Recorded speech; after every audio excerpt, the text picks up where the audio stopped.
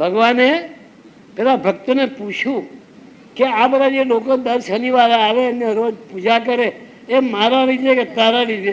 તો કે મારા લીધે, તમારા લીધે નહીં. તો મારા જેવો અક્ષર સ્પષ્ટ બોલનારો, ભગવાન તમે ખાંડ નહીં ખાઓ, તમે ખાંડ નહીં ખાઓ, મારો લીધે તમે પૂજાય, નહીં તો નહીં પૂજાય. તો કે એવું કેવું? તો કે જીવો તારે તમને બતાવો. એને બીજા તો બધાને કીધું, જો ભાઈ હવે ભગવાન 6 મહિના બહાર જવાના છે, તમે કોઈ આવતા નહીં કાલે, અને હું પણ જવાનો. હવે તમને કીધું એટલે તમે નહીં જવાને. હું તમને એમ કહી દઉં કે ભગવાન જતા રહેવાના છે, હું જવાનું, તમે શું કરવા આવો? બીજા દાડો કોઈ આવે નહીં. ધૂપ આરતી પૂજા નારિયેળ છોડા બોડા કઈ નહીં. અને ત્યાં આગળ બધું ઉકડા જેવું થઈ ગયું, ઘાસ ઉગ્યું ને બધું, કોઈ જાય જ નહીં ને. દાળી બાળી વધી ગઈ ને. પછી આવ્યો 6 મહિના ભગત. હવે પછી બાજુ બધું આવીને બધું કૂવો તો ત્યાં કૂવામાં પાણી બાણી કાઢીને બધું સાફ સફાઈ કરીને ચોખ્ખું કરી અને બધાને કીધું ભગવાન આવી ગયા, આવી જાઓ. બે દાડે પાછા બધા શરૂ થઈ ગયા. તો બે દાડે ભગવાન આવ્યા આવા છે તો કોને લીધે? ભક્તની. ભક્તની ખ્યાતિ, ભગવાનની નહીં. ગંગાબાઈએ પોતાની વાડીથી આખું ડાકોરનું સોનું મૂક્યું, પણ ભગવાન નહીં તોડાયા. ત્યારે ગંગાબાઈએ કીધું કોને? બોડાના ધ્યાન રાખ. બોડાનો કે હે સતી, હે દેવી. કેવામાં ભક્તો પણ પોતાને સીને દેવી કે, તો આપણો શું હિસાબ?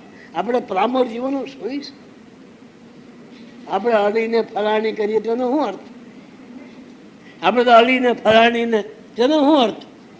અને દેવીઓ છે, દેવી તમારા હૃદયની દેવી છે. આ કંઈ જેવી તેવી નથી, પણ એના અંદર દૈવત લાવવું આપણું કામ છે. તમારામાં જે સુષુપ્તિ તેને જગાડવાનું કામ સદગુરુનું છે. તો એ જ્યારે બોલાણી ગંગાભાઈ હું હવે હારી ગયો. કેમ? તો કે ભગવાન તોલાતો જ નથી. ત્યારે કોઈ એમ કીધું કે ભગવાન ભક્તોની પરીક્ષા કરે. પેલી કે ભક્તોને હું ભગવાન પરીક્ષા કરે? હું બતાવી દઉં. આ મૂક્યું મારી વાળી, જો ઊભો થાય કે નહીં. વાળી મૂકી ભગવાન ઊભો થઈ ગયો, ગભરાઈ ગયો. ગંગાબાઈની ભક્તિની ગભરાઈ ગયો. એ ગંગાબાઈની ભક્તિથી ભગવાન તોલાયો, નહીં કે ભગવાને ભક્તોનું રાખ્યું. કશું નહીં. ભગવાને જો ભક્તો નાખ્યું તો તે જ વગેરે ઊભા થઈ જતું. પેલા જયારે સોનું મૂક્યું ત્યારે 2 પાગડા ઊભા થઈ ગયા, નહીં ઉઠે.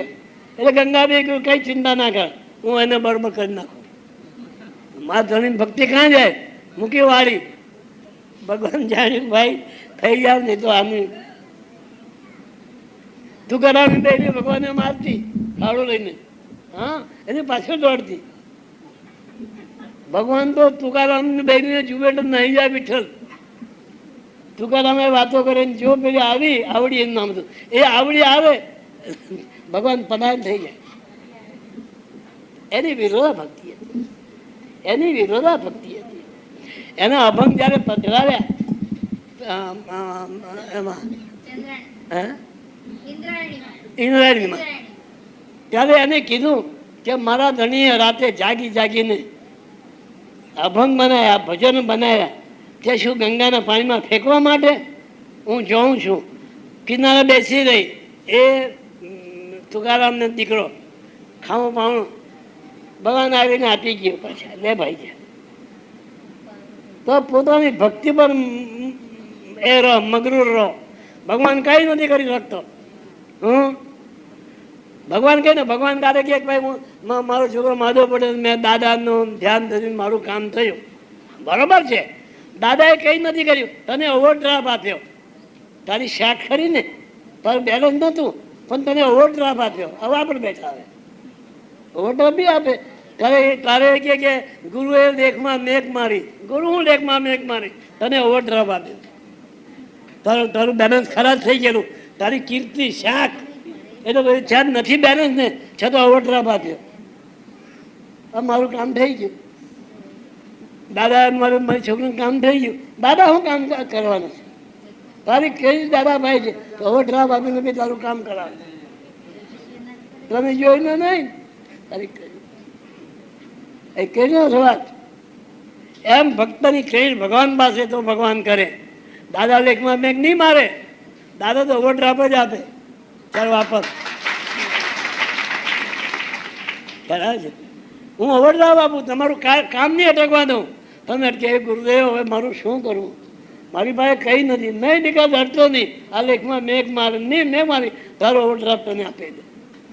કલેર કર આપણે જોઈએ છે ત્યારે આપણને એમ થાય કે શું, આપણે એમ કે ભગવાને ભક્તોની લાજ રાખી. નહીં, ભગવાને નાખી, ભક્તએ જ ભગવાનને ફોર્સ પાડ્યો કે તારે રાખી. એ કહે ને ગંગાભાઈ, મારો ધણી આટલા વર્ષો પગેથી દ્વારકા જાય અને અહીં આવીને તું એને મસ્કરી કરે એમ કે પેલી ચીડાઈ ગઈ ભગવાન ઉપર. આખું ડાકોર ગામનું સોનું મૂક્યું તો તું ઊભો નથી થતો, તોલાતો નથી. જોઈ લે મારો સપાટો. અમે એરા છે ભાઈ, તમારે કંઈ કહેવાય નહીં. હું તો બહુ ડરું એટલે સંભાળીને ચાલું ભાઈ, કારણ કે મહાન શક્તિ છે આ જગતની, મહાન શક્તિઓ. અને એ મહાન શક્તિ વડે જ આખું સૃષ્ટિનું સંચાલન થાય. ભગવાનથી નથી તું એ મહામાયા જગદંબાઓ. તમે જે આપણે નવરાત્રમાં નવ દુર્ગા. हम सबकी आस्था का धाम ब्रह्मलीन परम पूज्य श्री साने दादा की अखंड धुनी। धृतिमान नाथ संप्रदाय के वर्तमान गादीपति विश्ववंदनीय परम पूज्य श्री छोटे दादा का संकल्प प्रण। हजारों लाखों श्रद्धालुओं का दुख दूर करने वाला, प्रेम और भक्तों की अपार श्रद्धा का धाम, वो है हमारा नवनाथ धाम, ब्रह्मलीन परम पूज्य श्री साने दादा समाधि मंदिर।